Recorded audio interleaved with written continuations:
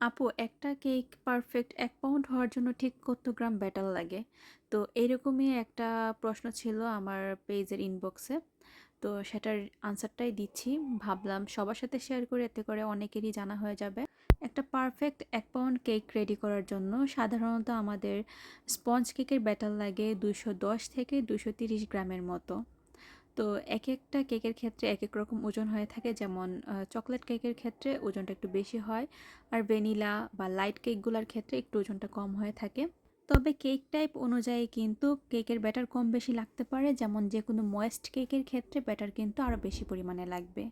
এখানে আমি একটা ১ পাউন্ড ওজনের অরেঞ্জ কেক বানাচ্ছিলাম, আর দেখতেই পাচ্ছেন এখানে আমার ২৩০ গ্রামের মতো ব্যাটার হয়েছে। আর ১ পাউন্ড ওজনের কেকগুলো সবসময় ৬ থেকে ৭ ইঞ্চি মোল্ডের মধ্যে বেক করতে হয়। আর এই কেকটা সম্পূর্ণ ডেকোরেশন করার পর ক্রিম দিয়ে সেটা ৪৫০ থেকে ৫০০ গ্রামের মতো ওজন আসবে, যেটা একদম পারফেক্ট একটা ১ পাউন্ড কেক। এরকম আরও টিপস পেতে পেজটিকে ফলো দিয়ে রাখবেন।